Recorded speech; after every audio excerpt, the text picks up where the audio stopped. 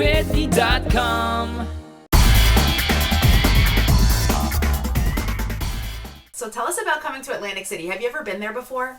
I have to tell you, I'm really excited to come to Atlantic City because when I was a kid, me and two of my buddies, we didn't exactly steal my parents' car, but we took the car, we drove to Atlantic City, and I started doing stand-up on the boardwalk there. I was like 15. Shut up. And, yeah, and we had such a great time. It was the summer. I mean, it was fantastic to be in the boardwalk. I have not been back to Atlantic City in decades. Wow. Okay. I'm really excited to come back. So what can fans expect? Like, what type of comedian do you kind of relate yourself to? Oh, I don't know.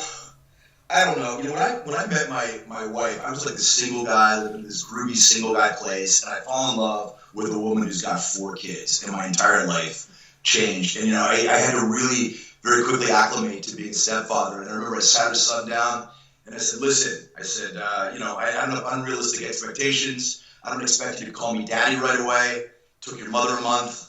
So, you know, I think a lot of the stuff that I deal with basically has to, it's centered around me basically being a fish out of water. Okay. You're a single guy, and suddenly I find myself the head of a household with 5 kids. And if that doesn't scream comedy, I don't know what does. That's pretty cool. How does she feel with you being on soap operas and having to have makeout scenes and making...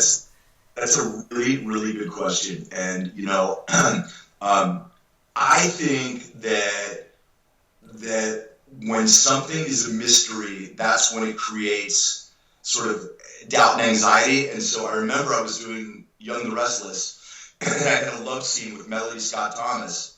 And I said, "Michelle, I want to bring you to the studio, and I want to show you what I do."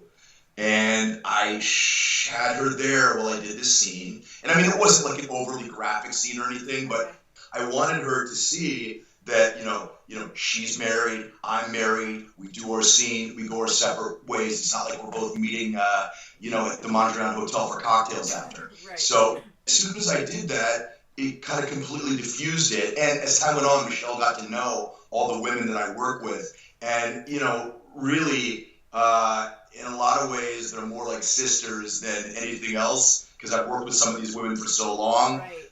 And, you know, Rena Sofer, for instance, who plays Quinn, we started working together on General Hospital in like 1993. Wow. And then I produced a film where Rena was one of the lead actresses. So I've known Rena for, 28 years or something like that. And Michelle's known her for as long as we've been together. So I think it really kind of diffuses a lot of the... Yeah. I get that. Did you work with Eileen Davidson? You know, I know Eileen, Okay. but I've never worked with her. She is, I tell you, I adore Eileen. She's not only beautiful and smart, but she's a terrific actress. But I never got the opportunity to work with her. I actually saw her a couple weeks ago. You're doing the soap operas, you're doing the comedy. Now you have a movie coming out. Tell us about this movie. The film is called South 32, and it's got an undertone to it that's kind of an anti-bullying message. Okay. It's about a woman who wakes up in the hospital as the only surviving person from a multiple homicide. I play the lead detective investigating, and it turns out that she may have had more to do with the homicides than she initially lets on. Her sister had been brutally bullied, and the bullies get their comeuppance. The film is set to open April 15th here in Los Angeles. Okay. It's a small, limited opening on the 15th, and then after, I guess, 30 days, they're looking to expand the platform to another 50 theaters. Well, what about in the news right now? What's something that you're passionate about? I'm a political junkie. I mean, I love politics. It's so funny. I was supposed to go to Malibu today, and President Obama's in town, and it is completely, ground all traffic to a halt. Yes. My stepdaughter goes to UCLA, and she just filmed the motorcade going by, and wow. Then it's kind of exciting. But I'm very, very into politics. I have a poli-sci degree from UCLA. Wow. So what do you think about Donald Trump? Well, I gotta be honest. I really keep my political views very, very much to myself, which is the challenge in doing political shows. Right. Because, the secret to doing them is to be able to commentate on what's going on without necessarily, giving away your personal political beliefs. But as far as Donald Trump goes, just from a my opinion point of view and just observationally, I mean, he has clearly tapped into the visceral anger that exists in the country. Whether you agree with the way that he chooses to voice that or not, that's it's completely valid on both sides. But there is a palpable anger with a lot of people in the country with the direction that the country is headed in. I think that that's the reason that this seems to be the election of outsiders. The country seems, a lot of the country at least, much more willing and ready to accept somebody that's outside of the Washington fold, that is an outsider. I mean, be it Donald Trump or previous to that on the Republican side, you had Dr. Ben Carson, and to a certain extent, I mean, Bernie Sanders, while he's worked in politics for well over 30 years, somebody who espouses socialism is clearly outside of the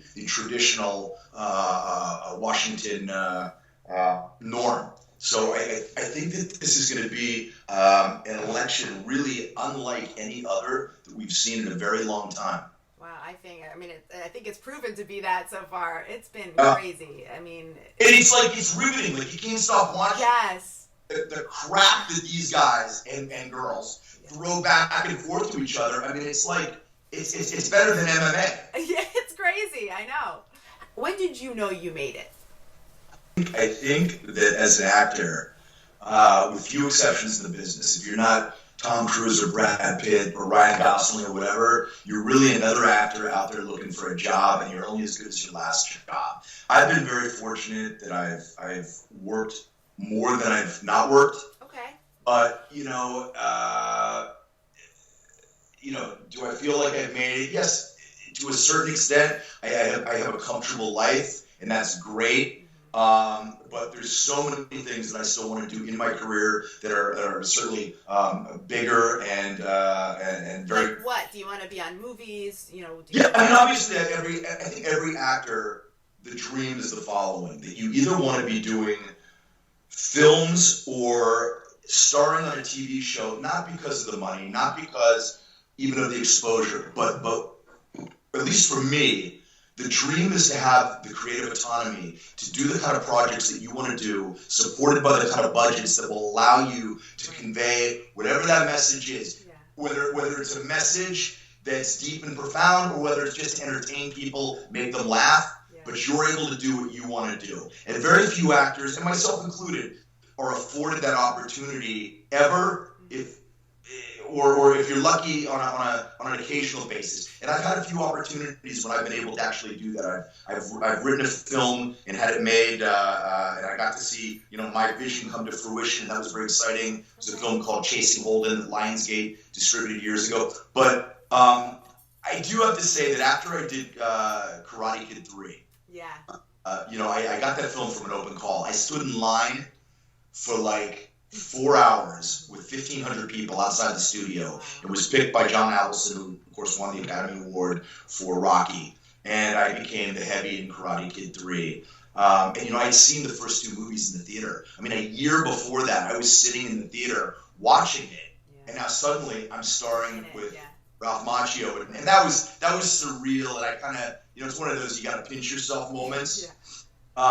So I would have to say that was probably the first time that I was like, they're going pretty well. Fans. What's the craziest thing a fan has ever done for you? Ooh, there's a couple things that stick in my mind. One, this is kind of creepy, but I was doing an appearance one time, and this guy came up to me, kind of like a menacing looking, creepy guy. It looked like maybe he lived in the backwoods, I'm not sure. And he goes, I made something for you. I made it just for you. And he takes this one-piece camouflage hunting outfit, and it's got bullet holes in it. He gives it to me and just looks at me, and immediately I had security, and they just sort of were like, "Leaving, what a good idea!" And they just took this guy out of there. That was kind of creepy. That's weird. My general fans, I call them the in crowd. Okay. I've got a lot of times I have great fans, but I've got like a group of fans that I call the in crowd. They're the infirm, the insane, and the incarcerated. Okay, and I get some really strange letters from prison. Okay. Nice. Got some big fans in prison. You know, come on down here, boy. We'll teach you to be a real soap star. Yeah, I get some crazy letters. So, thing is, I think the coolest thing is that in my heart, I'm a fan. I mean, for me, movies have always been an escape. I grew up in a really small town, and going to the movies was my opportunity to get away from, you know, my sort of mundane life in a small town and think about bigger things. Yeah. And some of the people that I've had an opportunity to meet in my career, because, you know, I've been put in situations with them as an actor, that's the stuff that really amazes me. I mean, I will never forget meeting Clint Eastwood. I met Clint Eastwood one time, and he looked at me with the squinty eyes, and he's like 6'4", and he looked down at me and goes, "You got a good look, boy. You should go far." And I'm like, you know, I get excited still. So, was that like one of the only times you were starstruck, or was there other people? I was kind of starstruck meeting Charlton Heston, truthfully. I mean, the guy played Moses, Ben-Hur. I mean, that was pretty impressive, too. Yeah. So right now, you know, we're in the age of reality TV. What are your thoughts on that, coming from soap operas to now reality television? Well, reality TV has really done a number on the scripted television market. I mean, it has dramatically diminished the number of scripted television shows, which are, you know, those are the projects that I would be involved with. They're less expensive to make for the most part. Yeah. You know, they're not quite as reality-based as everyone would like to think. I mean, they are, in fact, largely scripted, but those, again, have struck a chord in the audience, because I think, you know, the audience that watches television has gotten smarter and smarter and evolved more and more. And, you know, if you notice, we really don't have that many shows anymore with canned laughter like you used to, you know, the 50s, 60s, 70s, and 80s. You know, they're looking for more reality and immediacy. But, you know, I've also done a reality show. I did Dancing with the Stars in Italy. Oh. So for me, I have benefited from the world of reality as much as it's been kind of a thorn in the side of a lot of actors. You know, you got to learn to adapt, and I've been fortunate enough to take advantage of it. Would you want to do Dancing with the Stars here?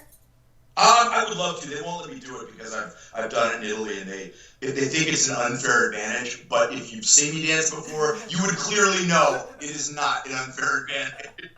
We'll have to let them know that. Is there anybody that you would trade places with for a day? Any celebrity? Oh boy, sure. Yeah, for a day? Yeah, just a day. Like, who would you want? Wow. I kind of like to trade places with, I don't know. Tom Cruise, just because I'm curious about all this Scientology stuff. Right. You know, I want to just see how crazy that stuff is. Yes.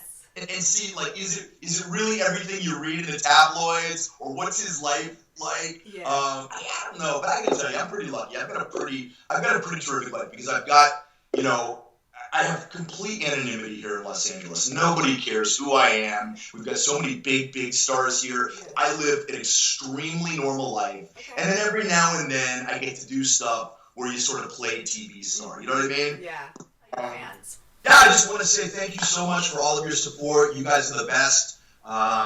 You're why I do what I do. Come out and see me. I'm going to be performing at 3 different comedy clubs on the East Coast. You asked me to come to the East Coast. I'm coming to the East Coast. Wednesday, the 27th, I will be at the New York Comedy Club in Manhattan. Nice. Friday, the 29th, I'll be at the Ivy in New Jersey. I hope I'm saying this right. Maybe you can help me. Is it Islin? Island. And the big one, Saturday night, I will be at the Taj Mahal in Atlantic City. Come on out. It's going to be a lot of fun, and I'm looking forward to seeing all of you. And Matt Bridgestone, from Matt Bridgestone's comedy. Matt Bridgestone's going to be performing with me. And do me a favor, please follow me on Twitter. It's Sean Kanan at Twitter.